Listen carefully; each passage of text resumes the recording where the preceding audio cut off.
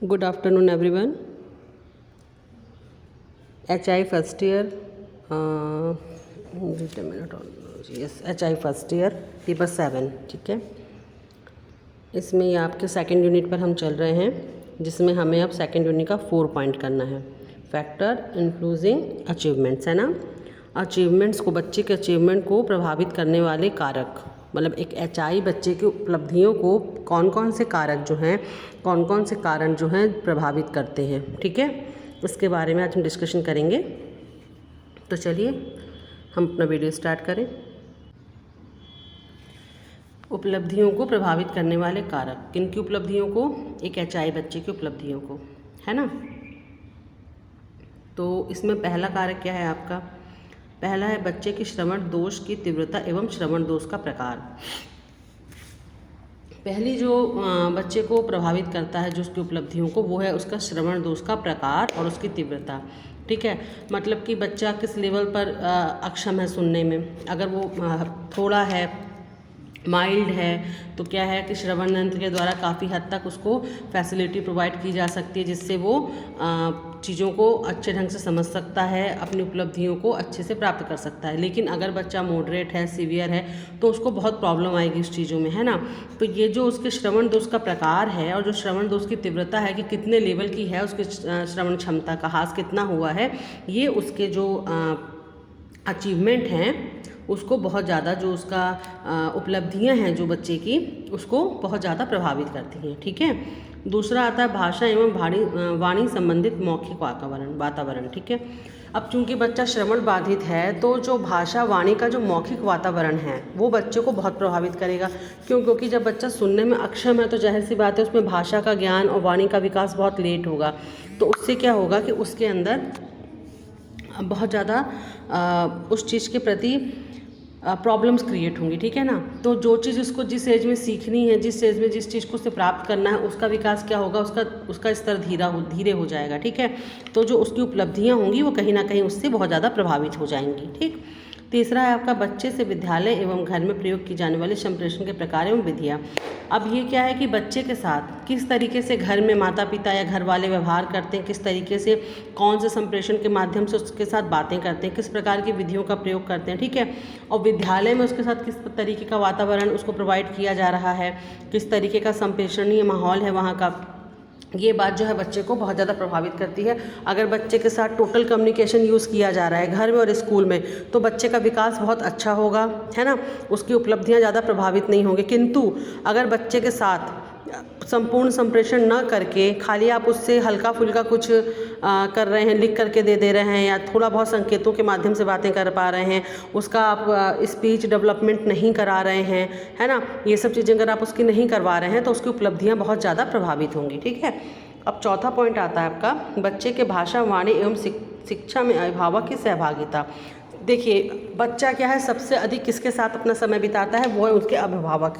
ठीक है, तो अब जो भाषा वाणी का विकास है बच्चे का, अभिभावक उसके लिए कितने क्रियाशील हैं, कितने प्रयत्न कर रहे हैं, ये बच्चे की उपलब्धि के लिए बहुत ज़्यादा ही मायने रखता है। ठीक है, अगर जागरूक अभिभावक हैं, वो बच्चे को हर तरीके से सपोर्ट कर रहे हैं, उसके लिए आगे से आगे चीज़ें समझ रहे हैं, सोच रहे हैं, खुद ट्रेनिंग ले रहे हैं उसे ट्रेंड करने के लिए, तो उस स्थिति में बच्चे का विकास जो होता है, बच्चे की उपलब्धि जो होती है, बहुत ज़्यादा सकारात्मक रूप से प्रभावित होती है। किंतु अगर माता पिता उतने पढ़े लिखे नहीं हैं और उन्होंने बच्चे की डिसेबिलिटी को एक्सेप्ट कर लिया है एक नेगेटिव वे में, और उस पर ध्यान नहीं दे रहे, तो उससे क्या होता है कि बच्चे की जो उपलब्धि होती है ना, वो बहुत ज़्यादा प्रभावित होती है। ठीक है, पांचवा पॉइंट आता है आपका श्रवण दोष की शीघ्र पहचान एवं शीघ्र हस्तक्षेप। बच्चा जब छोटा है और उसमें श्रवण दोष आपको समझ में आ रहा है, आपने टेस्ट किया, आपको समझ में आ रहा है कि नहीं, उसकी श्रवण शक्ति का ह्रास हुआ है, किस हद तक हुआ है, इसके बारे में आपने पता लगाया, और अगर आपने सही समय पर, जैसे ही आपको इसकी जानकारी हुई, आपने शीघ्र हस्तक्षेप कार्यक्रम अपना करके अगर बच्चे के साथ कार्य करना शुरू करा, तो ये बच्चे के हित में बहुत ज़्यादा जाएगा। किंतु अगर आपने शीघ्र हस्तक्षेप बच्चे के ऊपर नहीं किया और उसकी शीघ्र पहचान करके उसके लिए कार्यक्रम बनाया नहीं, तो क्या होगा, उससे बच्चे की जो अचीवमेंट्स होंगी, जो उसकी उपलब्धियां होंगी, वो बहुत ज़्यादा प्रभावित होंगी। बच्चा जो चीज़ हासिल कर सकता है उसको वो अपने सही समय पर ना हासिल करके बहुत लेट में अचीव करेगा और कभी कभी नहीं भी कर पाता है। ठीक है, अब आपका आता है छठा पॉइंट, श्रवण दोष की जांच एवं उचित श्रवण यंत्र की उपलब्धता। आपके लिए सबसे पहले ज़रूरी ये जानना कि बच्चे का श्रवण दोष कितना है ना। उसके बाद आप उसकी जांच करवाइए। वो आप कैसे पता करेंगे? आप उसकी जांच के द्वारा पता करेंगे।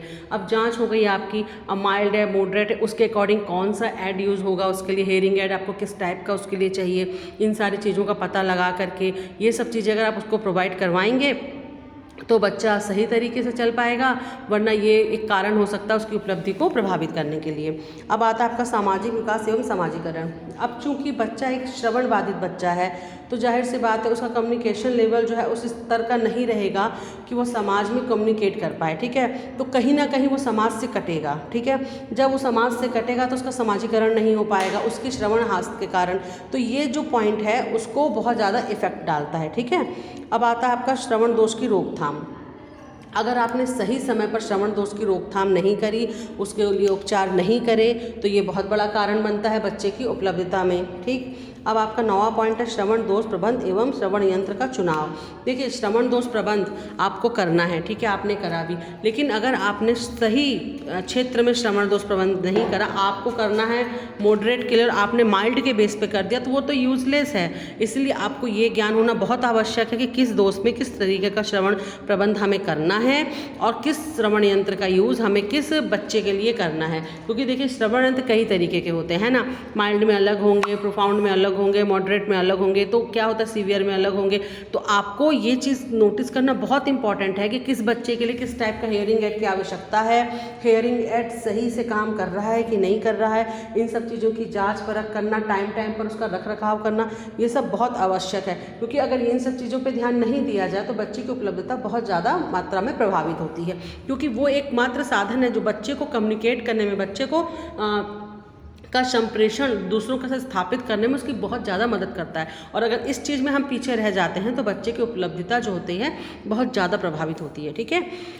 अब आता है आपका अभिभावक की सहभागिता। जैसा कि मैंने बताया कि अभिभावक कितना बच्चे को सहयोग कर रहे हैं, कितना उसके साथ जुड़े हैं, कितना उसके साथ चीज़ों में इन्वॉल्व हो रहे हैं, ये उसके अचीवमेंट को बहुत ज़्यादा इफेक्ट करेगा, ठीक है। भाषा वाणी संबंधित वातावरण, ये भी पहले बताया आपको कि जो आपका क्लाइमेट है, किस क्लाइमेट में बच्चा उठ रहा है, बैठ रहा है, कैसा वातावरण उसे प्रोवाइड किया जा रहा है, उसके साथ कम्युनिकेशन अच्छे से किया जा रहा है कि नहीं किया जा रहा है, ये बात होगी। अभिभावक की आर्थिक स्थिति एवं शिक्षा। देखिए बच्चा जो है ना, आप अगर एक गरीब परिवार से बच्चा है, ठीक है, माता पिता इतने सक्षम नहीं हैं कि उसको गवर्नमेंट के द्वारा या एक श्रवण बाधित बच्चे के क्षेत्र में जितनी उपलब्धियाँ, जितनी सारे बेनिफिट्स आए हैं उसको प्रोवाइड करवाने के लिए उनके पास उतनी आर्थिक वो नहीं है। तो ये बहुत ज़्यादा प्रभावित करेगी, है ना। अगर एक संपन्न घर का बच्चा है तो उसको आगे से आगे सारी सुविधाएं जो होती हैं मिलती चली जाती हैं, किंतु एक पिछड़े वर्ग का बच्चा है जिसके पास आर्थिक सहायता नहीं है ज़्यादा, तो ये एक बहुत बड़ा कारण पड़ता है बच्चे पर उसके उपलब्धि को रोकने के लिए। और साथ ही अभिभावक अगर शिक्षित हैं तो बच्चे को अच्छे से ट्रेन कर पाएंगे, उसके लिए नई नई जो टेक्निक्स हैं उसके बारे में खोज करके अपने बच्चे को उसमें इन्वॉल्व करके उसका एक अच्छा विकास कर पाएंगे। किंतु अगर माता पिता ही अशिक्षित हैं तो वो उस चीज़ में पीछे रह जाएंगे, क्योंकि उनके पास खुद ज्ञान का अभाव है, तो बच्चे के लिए सुचारू रूप से कार्यक्रम निर्धारित नहीं कर सकते, ठीक है।